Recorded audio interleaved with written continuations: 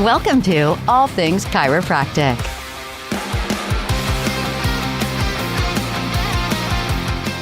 Welcome to another episode of All Things Chiropractic. I'm Paul Andrews. And I'm Dr. Mark Davini. Welcome all. All right, today's topic. I think it's a good one, Doc. I don't know about you. I definitely do. I think it definitely requires conversation and awareness. So our strong title for today is the adjustment assembly line. Are you practicing or producing? Bum, bum, bum. What is this all about anyway? So when we were thinking and considering about this topic, we both thought it was a good one because I think some doctors certainly can get sort of comfortable in the repetition of doing the same thing every day, all day, right? The familiar. We gravitate towards the familiar typically, don't we? Oh, absolutely. And we spend so much of our energy sometimes getting there that we don't recognize that maybe in many ways by losing some of that individuality in a sense, we almost make ourselves bored with what we're doing. And I can see the trap there. So from my background, my professional background, which includes massage therapy, I have gone and gotten massages in places where one, they don't ask me anything besides where do you want me to focus on, get on the table, or I get a nice thorough, history and informed before I consent. But then I feel like they didn't actually adjust anything, like as far as their technique or what they were doing. It felt like, well, why did they ask all those questions? Because they're just doing what they do. You know what I mean? Yeah, we really focus back down onto the age-old thing that Jim Parker used to always say, and that's present time consciousness, the PTC. It doesn't matter how many people you see or don't see in a day. What matters is whether every single one of them is getting your undivided, focused attention. And not only that, are you adjusting to your patient's needs? Pun intended. Right? But we did a podcast with Dr. Heidi Havoc, and she mentioned in the middle of that how they're having evidence that we actually can transmit, for lack of a better term, a healing energy that affects the nervous system just by being with these people, certainly by just putting your hands on these people. But she was also very clear in making it known that you have to be focused on what you're doing and who you're doing it with. So let me ask you a question, Doc, because you do a lot of medical malpractice defense work. Where does this fall in line when we're talking about somebody who's just repeating themselves daily, constantly? Well, they do exactly what I just said. They lose their focus. They're just going along, plugging along, and everything's great. Busy day, cranking out the patients, and they're not thinking when they need to stop and think. So all of a sudden, in the middle of your big busy day, the one patient comes in, this happened and that happened, and rather than taking that moment of to stop and think about what that patient's saying, you're more focused on keeping the flow going in a sense. So somewhere along the line, there has to be this balance between seeing as many people as you want to see in a day and making sure that each and every one of them is getting your complete focus and, when necessary, undivided attention for something that may or may not be new coming up or whatever. So that's where the malpractice comes from. It comes from, can't tell you how many times I hear somebody say, well, I don't normally do this, or usually it's this way, or my routine is commonly this. And for that one patient, you didn't do it. Right? And then you say, well, I would have, or I did it, I just didn't write it down. But did you really do it? Did you? Well, I mean, if it's not written down, it's not done when it comes to the legal world. So, and again, we get normally I write everything down, or I do this, or I do that, and I don't know what happened with this one. And it's like, well, if it happened with that one, which we just happen to catch or whatever, what is it? How many other times is it happening that you don't even know about? So for those docs that are maybe thinking out there, well, I repeat myself because I see a certain type of patient, and that's, I'm an acute care practice or a specific condition or specific technique practice. So, for me, I'm not really repeating myself. I'm just repeating my technique. Like, how does this all fit in? Well, to me, it comes down to intent. I don't care what you do, just do it with intention, and it will end up being the best that you can possibly offer that patient. So when that patient's down on the table, you've got to take a moment and have that awareness of your intent. When I got busier, and if I started falling behind, which happened, believe it or not. No way. Yeah, You? Huh. yeah, and I started falling behind, I moved more slowly. I didn't Yeah. move more quickly because I recognized that if I start doing things differently than what I did routinely, um, that's where mistakes happen. So I actually would take that moment before I walked into the next room and pause. I would open the door and stand at the door and look at the patient and pause. And these were the times I was behind instead of busting through the door like, a no-knock warrant coming Right. through there. Yeah. Don't stand on the other side of my doors. I'll send you into the other, across the room into the wall kind of thing. No, I actually slowed down. Well, I think the patients appreciate that because they've waited to see you, right? And then if you're trying to Mhm. blow in and out of that visit, not only you may miss things, but also the patient's not gonna have that PTC moment and appreciate you, right? And they Like, feel it. They feel your lack of intent because, they scheduled their appointment. They don't care how busy you are. They don't care what your goal is for seeing so many people that day. They don't care if you're tired. They don't care. They paid for the same service you gave patient number 1 at the beginning of the day. So, in their minds, if they're not getting it, why am I here? and I think they appreciate it, like, let me talk about in my world of, experience, like, you go to a restaurant, it's cranking busy, right? Mhm. And you're hungry and your family's hungry, whoever you're with, and if the server is phoning it in because they're so busy, right? And they're blowing in and out of the table and forgetting things. You're not gonna feel like that was good service, right? Not at all.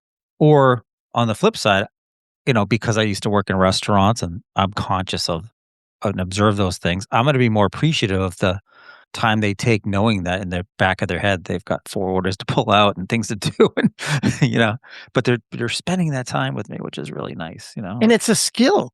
It's a skill to do, what you do, over and over and over again, and letting that person that you're doing it with feel like they're the only one. That's a skill. That's a skill you should work at, not fitting in as many people as you can in a small period of time, unless you can fit that many people in, and each and every one of them feels like they're your only patient. If they don't get that impression when they leave, then there's a piece missing, a big piece missing. And what about the clinical interest, right? So, like, if you treated 10,000 patients the same way, aren't you really seeing one case 10,000 Exactly. times, Yeah. right? I mean, Yeah, and chiropractic works on so many levels. Yeah, just hitting them in the butt with a shovel, like, BJ said, will affect them positively in a sense most of the time. So we know that chiropractic works, and it works at so many different levels using so many different techniques. So you shouldn't allow yourself to accept that there's only one way or, in a sense, convince yourself that your way is the best way unless you've actually gone through the work with it. So sometimes you make decisions based on, many reasons.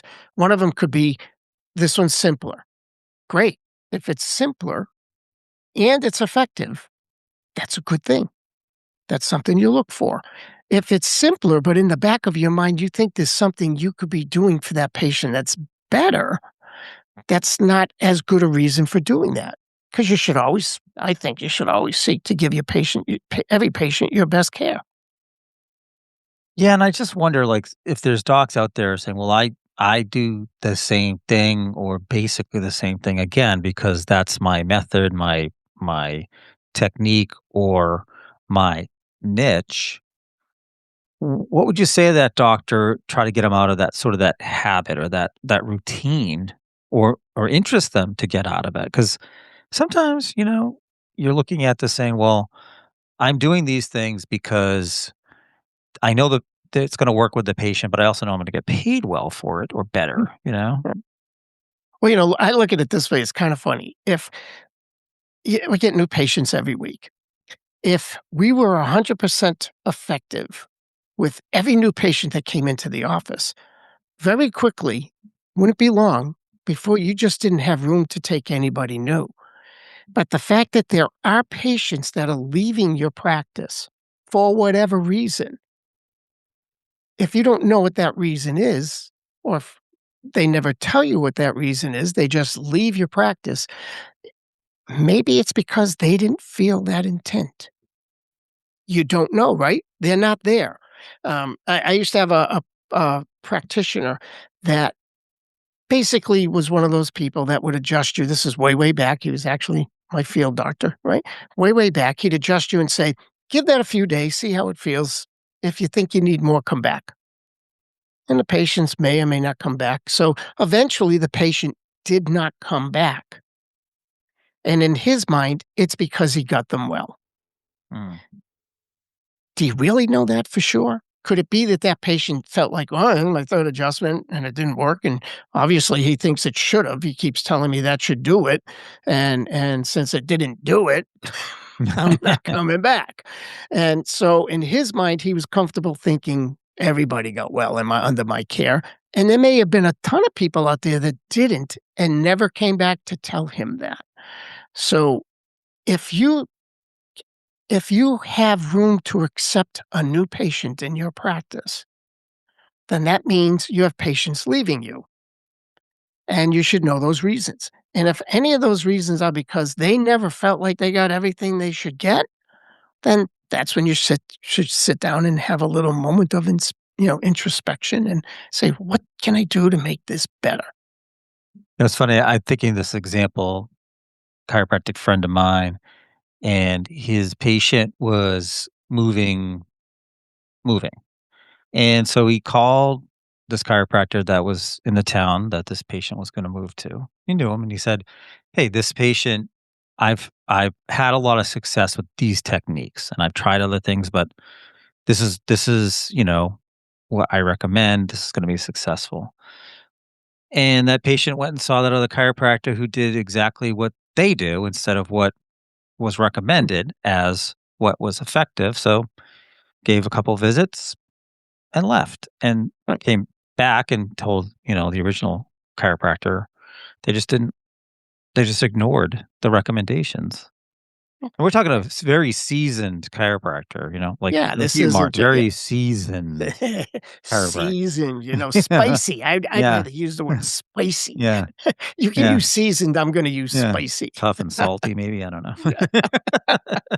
But I mean, Well, here it that's is. the Like, whole point. yeah. Yeah. Uh you got you either it's what you think you know better, or you don't want to take a professional recommendation. I don't really know what the motivation of that chiropractor was to not at least incorporate the recommendations into what they do. Instead, they just did what they do. Yeah. I mean, if your routine is the end result of a very deliberate process of time and experience and practice, and you say, "This is what I do. This is what I've determined to be the best in the best way that I can, and it happens to allow me to see so many people a day," great. As long as you deliver that service with the full focused intention, it's going to work and it's going to be effective and patients are going to love you and you'll be able to see as many people as you want to see in a day. But when you get a patient coming in saying, "Oh, I didn't like that doctor." I've actually had it both ways. I've had people that come in and told me, "Oh, I didn't like that doctor. I just felt like it was an assembly line." Okay, great. And then I had patients come in and say, "I didn't like that doctor. He just took too much time." to do what I know didn't require that much time. I was like, "Oh, all right, well," you have it paid, there it is. It's both ways. You got people, complaining about both things, too much and too little. And to me, both of them were not happy for the same reasons. They just didn't feel the presence of that chiropractor in the moment that they were with them for whatever length of time they were with them. And I wonder too, like, if you're present with that patient, you're going to make decisions that are relevant for that specific patient. Even if, let's say, you're complaining about something and the doctor's not letting you know that I know it's your shoulder, but I'm going to start with your neck, and the patient doesn't understand the connection, and they're like, why are they bothering with my neck? That's not my problem. But they're not taking the opportunity to educate the patient, let's say, on the clinical connections and the whole body experience, right?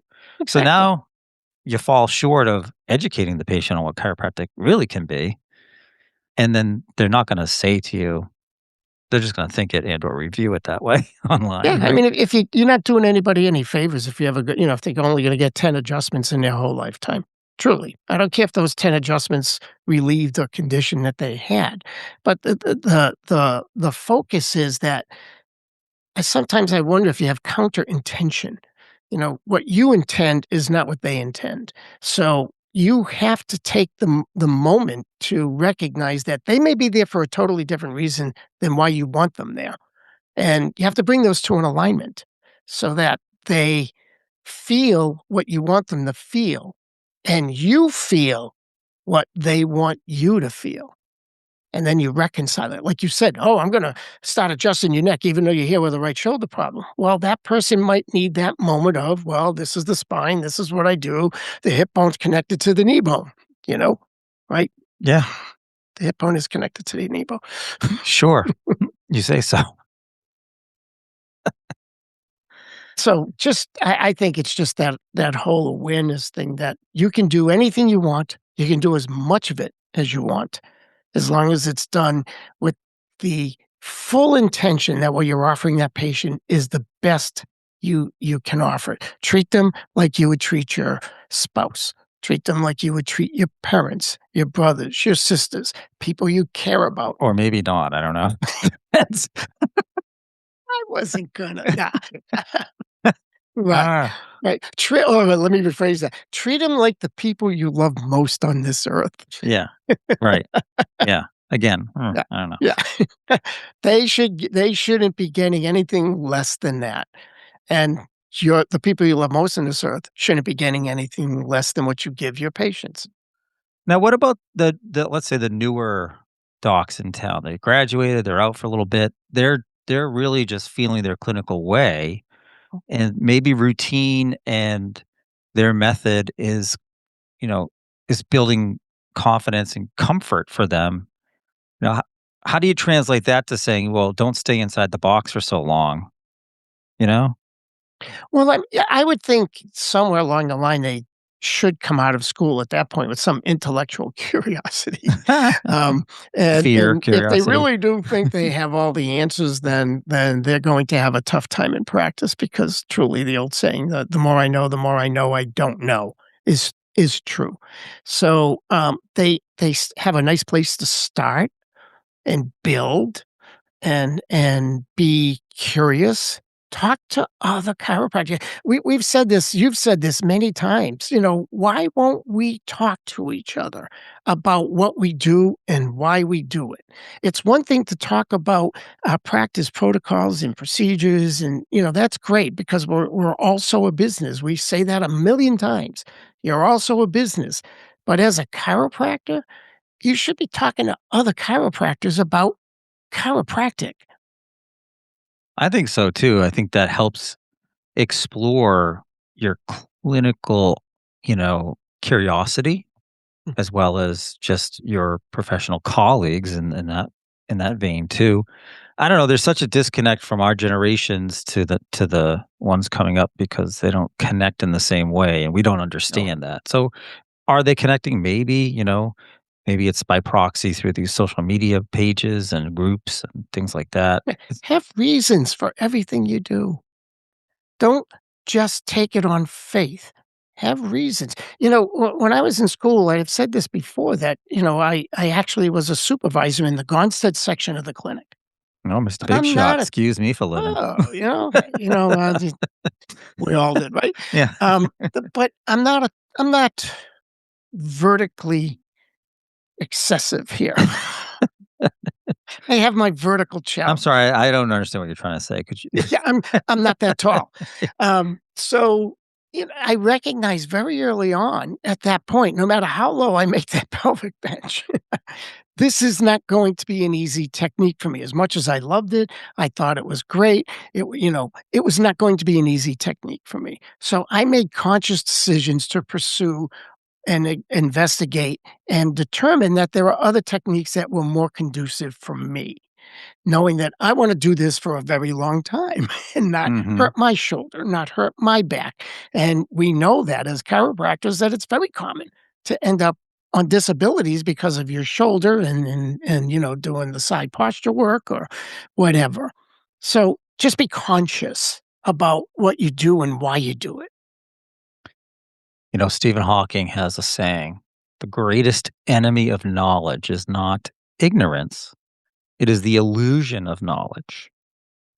Exactly. I'm not Isn't that what staring you at were you just for any saying? reason. I know. Isn't that what you were just saying about kids coming out of school? They just spent 3 to 4 years being told everything they need to know, and they've spent a small fortune to get there. They wanna come out thinking that they're there, and they are, to a point. But what we're saying is go further, investigate, learn, Yeah. ha be focused with your patients. You don't know everything. I don't know everything. You definitely don't know everything. How dare you?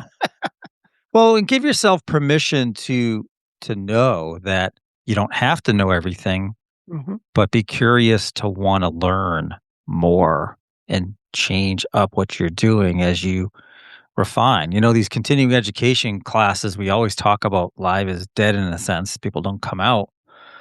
Um, and I hope that pendulum switch changes the other way again because it's to me on a hands-on profession like chiropractic or massage or physical therapy or whatever. How do you learn or get better at techniques if you're not practicing and having experienced, teachers guiding you? And talking with other doctors, that everybody has something to offer, and very often, if you were to sit around and have nice discussions with other chiropractors, you can go back to practice and do something that little bit differently than what you were doing before you talked to them because you just got that little pearl or whatever. And sometimes those pearls are a better way to see more people and not take as much time to accomplish the clinical outcome to its max. And that's what we're talking about is it's okay to spend all day treating a gazillion people if you want to treat a gazillion people a day, as long as every one of those people and if every one of them that comes into your office gets the same great adjustment and with the same expectation and with the same intent. So And specific to them, right? yeah, drop mic. Yeah. Well, I guess we've said it all then, haven't we, Doc? That's it. Yeah. Well, thank you again for joining us for another episode of All Things Chiropractic. I'm Paul Andrews. I'm Dr. Mark Davini. Thank you all. Thanks for listening to All Things Chiropractic. We'd love to hear from you. Visit allthingschiropractic.com with comments, episode ideas, or questions. Or connect with us on Facebook and Instagram at All Things Chiropractic Podcast. Be sure to join Dr. Mark Davini and Paul Andrews next time for another episode of All Things Chiropractic.